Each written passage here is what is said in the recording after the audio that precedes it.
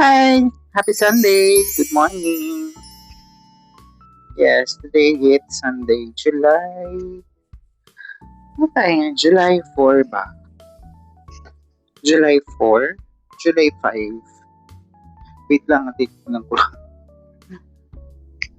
Oh, July 5. Ang bilis! Grabe! Ang bilis ng panahon. So, good morning sa inyo. So, tapos na akong mag-ayos, So, ano lang ako? Linis-linis lang. Kabubukas ko lang. Malitaw ng bukas. Hindi tayo nagbukas. Pero okay lang. Kasi Sunday naman eh. Pero usually Sunday medyo mas maraming customer kasi Sunday it's family day, then pampering day ng mga family. So usually yung banding ng may pang client.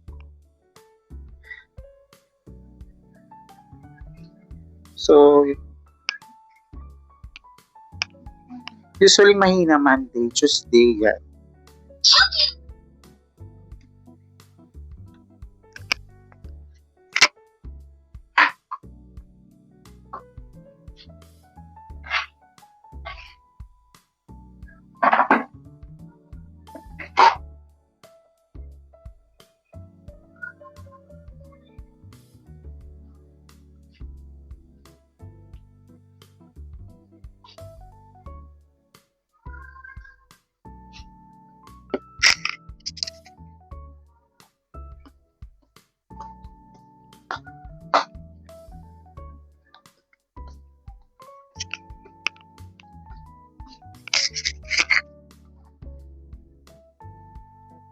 Hindi pala napatay yung aking video. Pero okay lang yun. Tuloy-tuloy tayo. Walang cut-cut. Walang cut-cut sa video nito. Ano magpapahinga sa video nito. So, yung linis-linis na ako. Ito, muna yung aking camera dito. Kasi hindi ko siya naka-upload. Tuloy-tuloy na lang. Paglilinis ko. Habang naglilinis ako, magpakwento ako.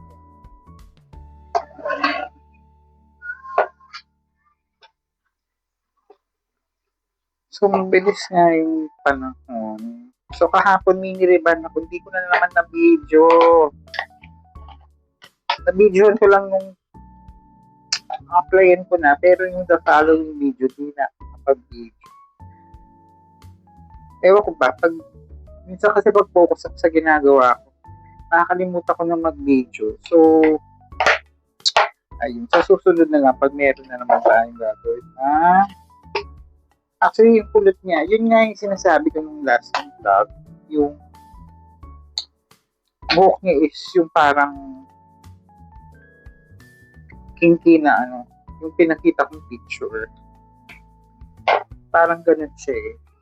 So,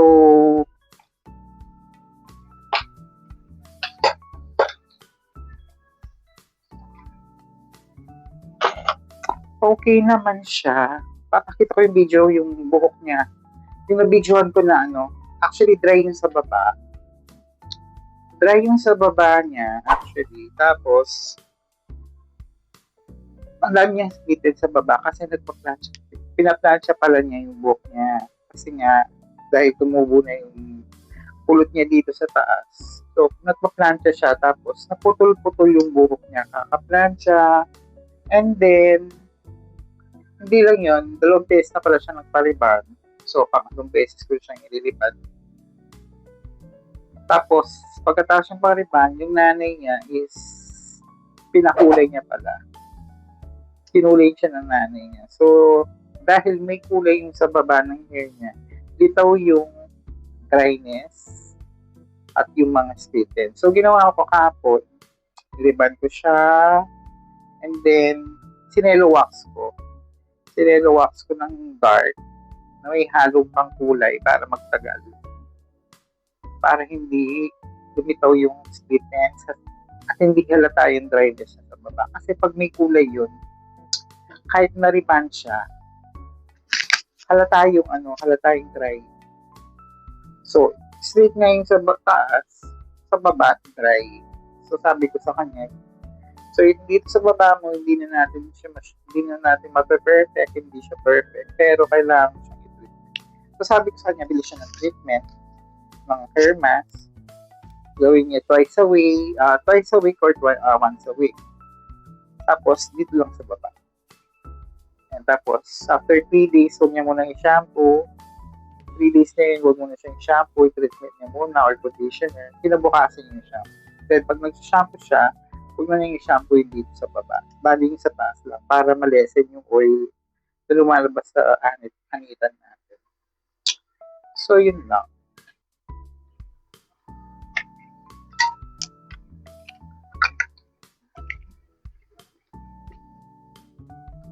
So, nakapag-reban na rin ako ng ganun.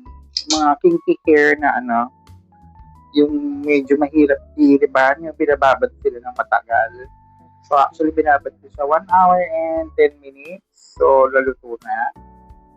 So, sa pag-plancha naman, medyo maingat din kasi pag ganung status kasi ng mga hair strand ng mga kulot, kailangan tinitignan mo yung strand kung manipis ba or makapal. So, medyo makapal ng konti. So, medyo mainit ng konti yung plancha. So, tatsa-tatsa lang sa plancha. Kasi kailangan paper thin yung pag-plancha mo doon. Kasi, pag hindi siya paper thin, pag balaw mo, may konting-konting kulot lang. May konting-konting kulot pa yun. So, sabi ko nga, nagbaback job ako doon. So, sa mga 5 niliman ko namang ganun, 3 doon, okay, 2 hindi. So, possible yung 2 is back job. So, hindi naman natin may iwasin yung ganun. Lalo na pag ganung status na buhok yung kinky na para pang black American, ganun yung buhok. So, yun. So, sinasabi ko naman sila, if ever na mag-back job ako or may kulot pa, babalikan natin, i-retouch natin. Ganun lang naman yun. So, wala kang magagawa doon kasi tungkulin natin yan bilang hairstylist. So, trabaho natin to para umayos ng buhok, hindi para madismaya yung customer na siyempre baka di na mag-isa. Ganyan pala doon, diba? So, yun lang. So, sabi ko sa kanya, if ever man na magbaback shop ako, kailangan niya niyang ipa-treatment yung buhok niya. Kasi nga, sobrang dry sa baba. So, actually, kung sunog na yun sa kaka-plancha at sa kulay or kakariban, hindi na pwedeng ayusin na kahit Brazilian mo pa siya, masusunog at babalik yun. So, kailangan dun is putulin na, i-trim every month, then, yun, hair mask, add oil, or whatever. Pwede naman yun kahit any kind of treatment, pwede naman doon. So, ayun.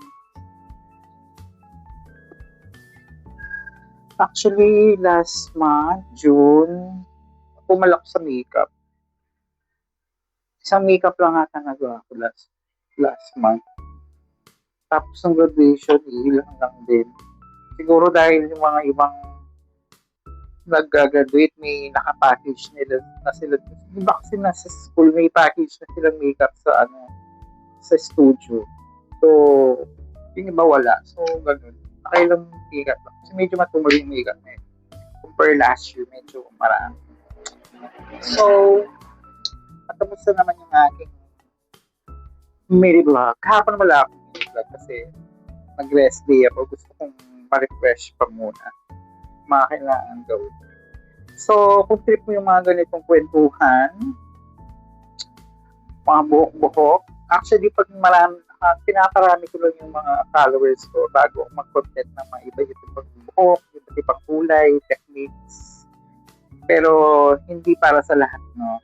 Yung video na gagawin ko. Kumbaga gabay lang sila. So, thank you so much. So, gabay lang na hindi ko encourage yung mga nanonood na mag-DIY. Kumbaga, ano lang, parang may pinapanood lang sila. So, ganun. Tapos yung mga wala pang alam, so at least konti-konti nalalaman nila yung mga techniques, mga ganyan. So, yun lang, para may content tayo. So, actually, pinapatas ko muna yung mga followers bago ko gumawa ng content na ganun. As of now kasi, gusto ko munang enjoy tong pag-mini vlog ko. So, thank you so much sa panonood. God bless po sa inyong lahat. So, kung gusto mo itong mga ganitong video, mga kwentuhan, trip mo, follow mo na ako. Thank you. Babush.